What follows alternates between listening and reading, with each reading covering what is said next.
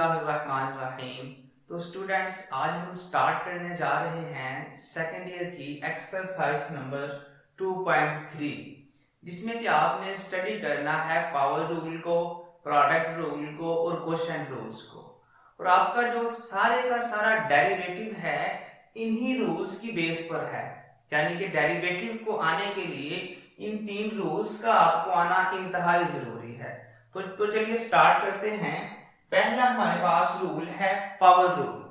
Power rule का मतलब ये है कि अगर हमें किसी ऐसे फंक्शन का डेरिवेटिव फाइंड करना पड़े कि जिसके ऊपर पावर हो, तो वहां पे हम यूज करेंगे पावर रूल। फॉर एग्जांपल, हमारे पास एक जनरल फंक्शन है x की पावर n। हम चाहते हैं कि हम इसका डेरिवेटिव फाइंड करें।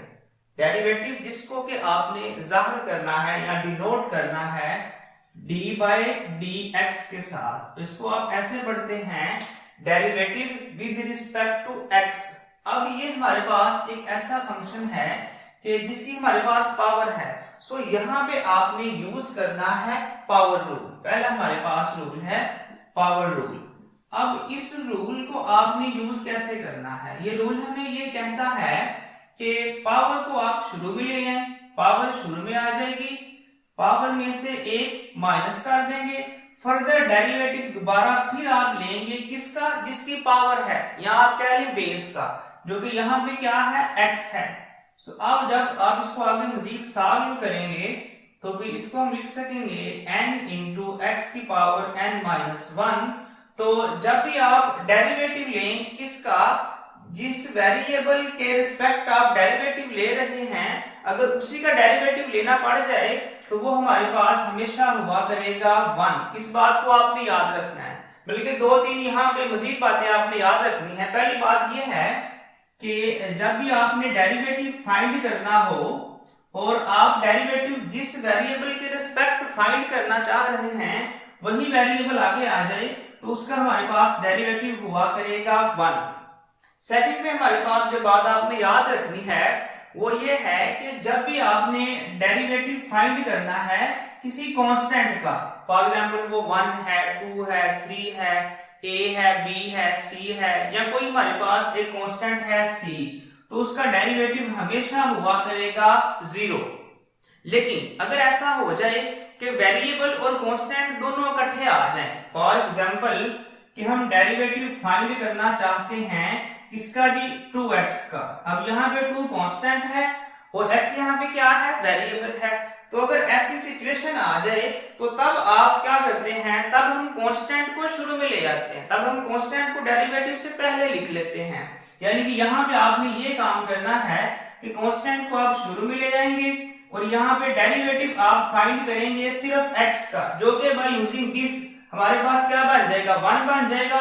तो यहाँ पे हम लिख सकेंगे 1, सो 2 1 टाइम्स 2। सो ये क्या है? हमारे पास 2x का डेरिवेटिव आ चुका है। यानी कि अगर कांस्टेंट अकेला होगा तो उसका डेरिवेटिव 0 हो जाएगा, लेकिन अगर कांस्टेंट के साथ वेरिएबल हो जाएगा तो जो कांस्टेंट है उसका डेरिवेटिव 0 नहीं होगा। कांस्टेंट को आप डेरिवेटिव से पहले लिख लेंगे।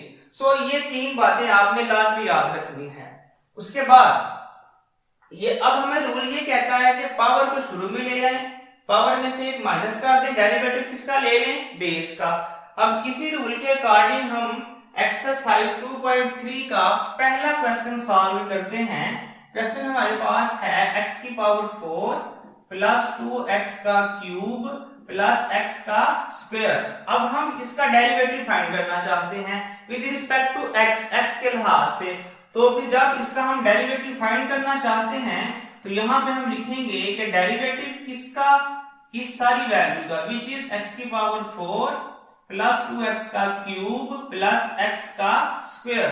तो पहला स्टेप हमारा ये होगा, ये जो हमारे पास डेरिवेटिव है आप इन सब वैल्यूज का अलग अलग कर देंगे। यानी कि इसको आप ऐसे लिखेंगे, डेरिवेटिव सबसे पहले किसका आएगा? x की पावर 4 का आएगा। अब यहाँ पे ये कांस्टेंट है और ये वेरिएबल है, सो यहाँ पे आपने इस चीज को यूज करना है। क्या करेंगे आप? कांस्टेंट को आप डेरिवेटिव से पहले लिख लेंगे, तो ये बन जाएगा कांस्टेंट डेरिवेटिव से पहले आ जाएगा, डेरिवेटिव यहाँ पे आप लिखेंगे सिर्फ x के क्यूब का, उसके बाद इसके बाद ये आ जाएगी तो हम लिख देंगे डेरिवेटिव किसका, x के स्क्वायर का। अब डेरिवेटिव आपने इन सब का लेना है बाय यूजिंग पावर रूल। यहाँ पे भी पावर रूल यूज होगा, यहाँ पे भी और यहाँ पे भी, बिकॉज यहाँ पे हर वेरिएबल के ऊपर हमें पावर दिखाई दे रही है। सो जब यहाँ पे आप ये पावर रूल यूज करेंगे बाय यूजिंग दिस रूल, इसको हम ऐसे लिख सकेंगे, ये पावर शुरू में आ जाएगी, पावर में से एक माइनस कर देंगे, डेरिवेटिव हम किसका लेंगे, बेस का, जिसकी पावर है, जो कि यहाँ पे क्या है, x है।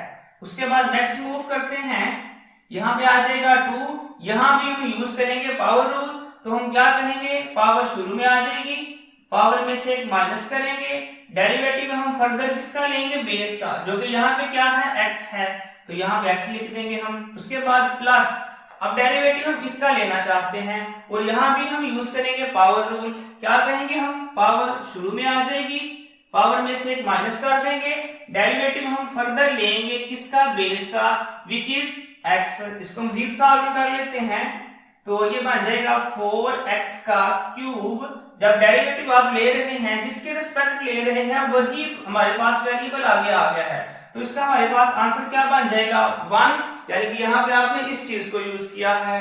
उसके बाद नेक्स्ट मूव करते हैं, 3 2 बार 6 आ जाएगा, x का स्क्वायर, डेरिवेटिव ऑफ x क्या बन जाएगा, 1 बन जाएगा। उसके बाद plus 2x, derivative of x क्या बनेगा, 1 बन जाएगा। तो इसको हम लिख सकते हैं 1 के साथ मल्टीप्लाई करवाने के बाद 4x का cube plus 6x square plus 2x। सो ये हमारे पास जो है इस फंक्शन का डेरिवेटिव आ जाएगा। और यहाँ पे हमने यूज क्या किया है, यहाँ पे हमने अपने क्वेश्चन के हर पार्ट के अंदर पावर रूल को यूज किया है। सो ऐसे हम डेरिवेटिव का पावर रूल यूज किया करेंगे। इसको आपने यूज कब किया करना है, जब भी हमारे वेरिएबल के ऊपर पावर आएगी और उसका आपने डेरिवेटिव फाइंड करना होगा, तो वहां पे हम यूज करेंगे पावर रूल को। सो अब अपने सेकंड रूल पे आ जाएं, विच इज प्रोडक्ट रूल।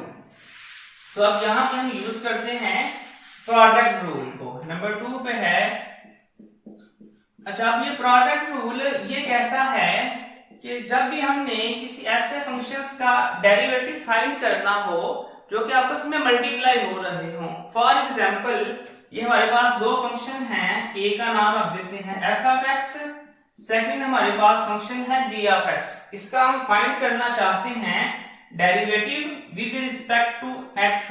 तो फिर यहाँ पे जो हमारा रूल है वो क्या कहता है, वो कहता है कि आप इसको ऐसे किया करें कि पहला function as it is, derivative आप ले लिया करें दूसरे फंक्शन का विच इज एक्स, प्लस अब दूसरा function as it is, derivative यहाँ पे आप लिख लें पहले फंक्शन का which is f of x. यानी कि जब भी हमारे पास दो वैल्यूज मल्टीप्लाई हो रही होंगी उनका आपने डेरिवेटिव फाइंड करना होगा, तो वहां पे आपने इस रूल को ऐसे यूज करना है। फॉर एग्जाम्पल एक क्वेश्चन कर लेते हैं। क्वेश्चन हमारे पास है जी क्वेश्चन नंबर 5 2.3 का, वो है जी x minus 5 into 3 minus x, और कहा गया है कि इसका डेरिवेटिव फाइंड करें विद रिस्पेक्ट टू x।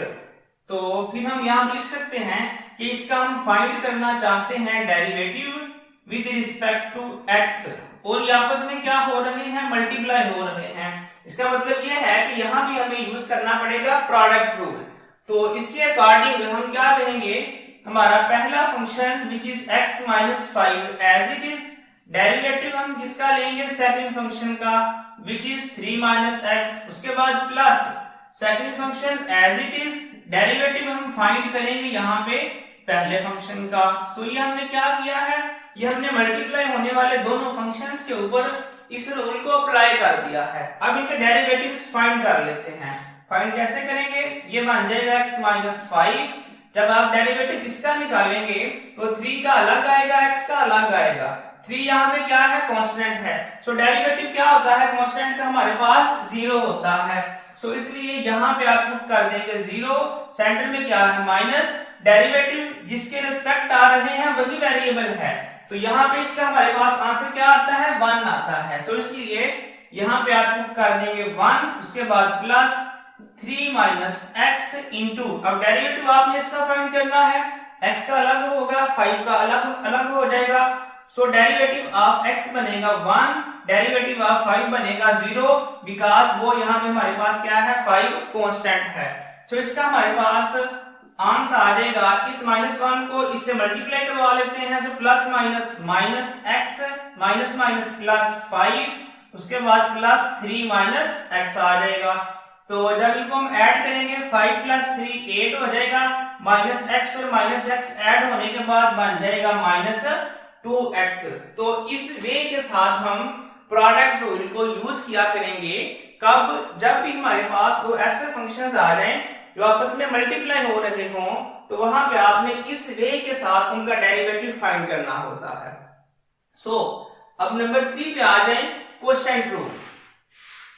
अब क्वोशिएंट रूल हमें ये कहता है कि अगर हमारे पास दो फंक्शंस डिवाइड हो रहे हों तो उनका आप डेरिवेटिव कैसे फाइंड करेंगे।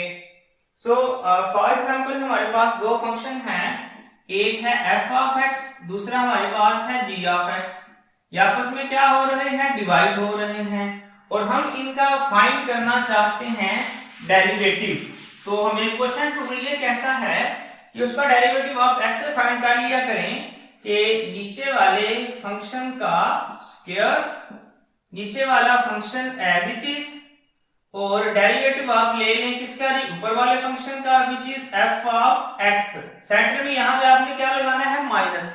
प्रोडक्ट रूल में हमने प्लस लगाया था, यहाँ पे माइनस है, ये दोनों में डिफरेंस है, इसको आपने याद रखना है। नीचे वाली का स्क्वायर, नीचे वाली वैसे ही, डेरिवेटिव ऊपर वाली का, माइनस ऊपर वाला वैसे ही, डेरिवेटिव किसका आएगा, नीचे वाले का, which is g of x। सो ये रूल आप यूज करेंगे कब, जब भी हमारे पास दो फंक्शंस डिवाइड हो रहे होंगे और उनका आपने फाइंड करना होगा डेरिवेटिव। सो अब इसी के अकॉर्डिंग हम क्वेश्चन सॉल्व कर लेते हैं। क्वेश्चन नंबर 4, एक्सरसाइज नंबर 2.3 का क्वेश्चन हमारे पास है जी, 2x minus 3 divided by 2x plus 1, और इसका हम फाइंड करना चाहते हैं डेरिवेटिव। तो यहां पे लिख लेते हैं d over dx, which is derivative, जो कि हम अपने इस क्वेश्चन का फाइंड करना चाहते हैं। और ये में आपस में क्या हो रही है, डिवाइड हो रही है, तो इसलिए यहाँ पे हमें यूज करना पड़ेगा क्वोशिएंट रूल। तो इसी के अकॉर्डिंग, इस फार्मूले के अकॉर्डिंग इसको हल कर लेते हैं। क्या कहेंगे हम, नीचे वाले फंक्शन का स्क्वायर, उसके बाद नीचे वाला function as it is, which is 2x plus 1, derivative किसका लिखेंगे आप, ऊपर वाले फंक्शन का, which is 2x minus 3, centre में क्या लगाएंगे आप, माइनस, उसके बाद ऊपर वाला फंक्शन एज इट इज, और डेरिवेटिव आप अब लेंगे नीचे वाले फंक्शन का, विच इज 2x प्लस 1। सो ये हमने क्या किया है, अपने क्वोशिएंट रूल को हमने अपने क्वेश्चन के ऊपर अप्लाई कर दिया है। अब इसको मजीद आगे सिंप्लीफाई कर लेंगे।